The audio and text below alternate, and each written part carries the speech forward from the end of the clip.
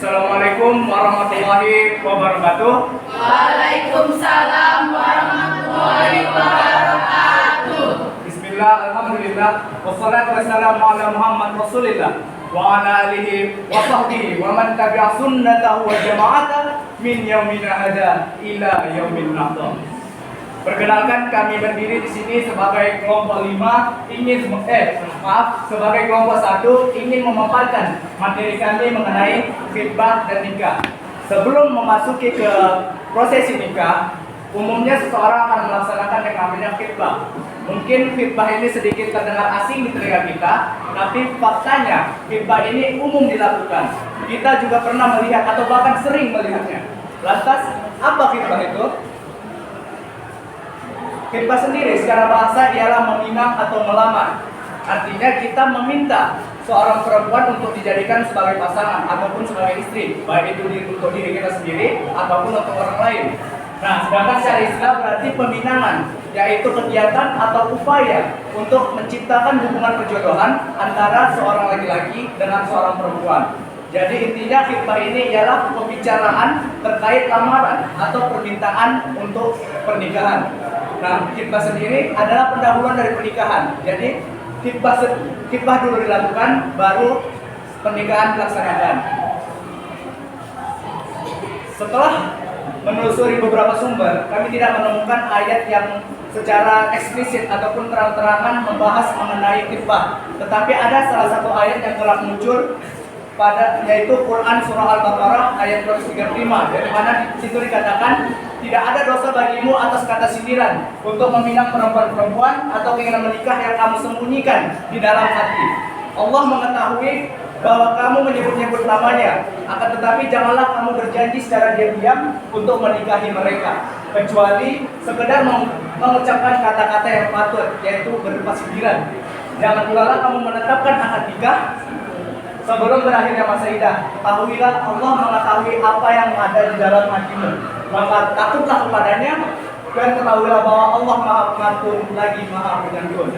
Nah, ayat di sini menceritakan bahwa seseorang boleh mengkhitbah secara sindiran kepada wanita yang sedang dalam masa iddah, asalkan masa iddahnya dikarenakan meninggalnya suami atau karena talak bain. Seseorang tidak boleh mengkhitbah secara sindiran kepada wanita yang sedang dalam masa iddah karena talak Raji'i. Nah, selanjutnya adapun syarat-syarat khitbah. Yang pertama, dilakukan terhadap gadis ataupun janda yang telah habis masa iddahnya. Jadi kita jika ingin mengkhitbah, khitbahlah perempuan yang masih gadis ataupun janda yang telah habis masa iddahnya. Loh, tadi dikatakan boleh mengkhitbah yang sedang dalam masa iddah. Nah, yang perlu digarisbawahi ialah khitbah menggunakan kata-kata sindiran. Nah, kata-kata sindiran itu seperti apa? Misal, seorang laki-laki berkata kepada perempuan yang sedang dalam masa iddah, "Aku akan sangat bahagia apabila kau bisa menjadi istri." Ya, kurang lebih seperti itu. Nah, maka itu diperbolehkan dalam masa iddah. Yang tidak diperbolehkan adalah khitbah secara terang-terangan, membawa keluarga besar, membawa hantaran, lantas kita mengkhitbah perempuan yang sedang dalam masa iddah. Itu tidak diperbolehkan. Nah, syarat yang kedua ialah perempuan yang dikhitbah bukanlah mahram dari laki-laki.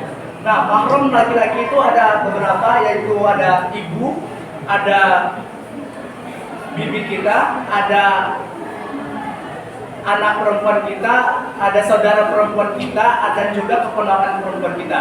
Nah, orang-orang yang disebutkan tadi itu haram, tidak boleh untuk dikhitbah, apalagi dinikahi nantinya. Yang ketiga ialah perempuan yang tidak atau belum dilamar oleh orang lain.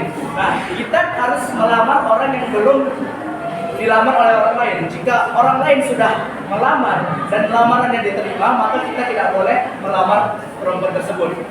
Nah, yang keempat ialah mengerti dan pernah bertemu dengan atau melihat calon mempelai perempuan. Nah, kita harus tahu bagaimana calon kita, bagaimana rupanya, bagaimana kriteria, sifatnya, dan lain sebagainya. Kita tidak mungkin akan mengkhitbah orang asing, tiba-tiba membawa keluarga, tiba-tiba membawa hantaran ke rumah orang asing, itu tidak mungkin. Nah, adapun hukum khitbah dapat disesuaikan dengan situasi dan kondisi yang berlaku. khitbah bisa saja berhukum mubah atau boleh-boleh saja dilakukan apabila dia telah memenuhi syaratnya. Namun, khitbah dapat menjadi haram apabila tidak memenuhi syarat. Misal, seperti tadi kita mengkhitbah perempuan yang sedang dalam masa idah. Nah, itu kan tidak diperbolehkan, maka khitbah kita menjadi haram statusnya. Ataupun kita mengkhitbah perempuan yang mahram kita, itu tidak diperbolehkan. Nah, adapun tujuan dari khitbah ialah menghindari kesalahpahaman. Dengan melakukan khitbah, pastinya akan terjalin komunikasi antara kedua belah pihak, baik itu dari pihak laki-laki dengan pihak perempuan, sehingga maksud dan tujuan dari khitbah itu tersampaikan dengan jelas. Yang kedua, memantapkan kedua belah pihak. Nah, dengan melakukan khitbah, pasangan kita sudah pasti, sudah mantap. Jadi tidak akan sulit jika untuk diganggu oleh pihak lain. Yang ketiga, tujuan dari khitbah ialah mengetahui kerelaan. Ketika kita mengkhitbah, kita tahu seberapa besar kerelaan pihak perempuan untuk melepas anaknya kepada kita. Jika khitbah kita terima, berarti pihak perempuan telah rela untuk memberikan anaknya. Adapun hikmah dari khitbah ialah perkenalan dengan sebuah pihak.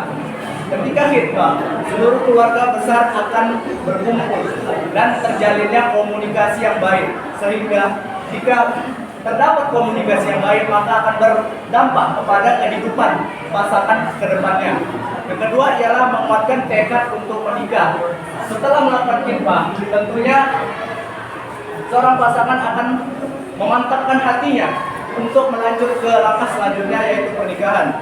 Yang ketiga, menumbuhkan ketentraman. Tentunya setelah melakukan khitbah akan timbul ketentraman di dalam hati, terutama apabila khitbah kita diterima. Tentunya hal-hal yang mengajari hati akan hilang dan menjadi tentram. Yang keempat ialah saling menjaga kesucian diri menjelang pernikahan. Setelah melakukan khitbah, pasti seorang pasangan akan memiliki tanggung jawab untuk menjaga dirinya agar tidak terjerumus ke dalam pergaulan-pergaulan yang tidak sehat. Yang kelima, melengkapi kesiapan diri. Nah, dengan melakukan khitbah, seseorang akan sadar bahwa dia membutuhkan sesuatu untuk masa depannya. Jadi ia bakal menyiapkan dirinya, baik itu secara fisik, ekonomi, ataupun mentalnya. Sekian.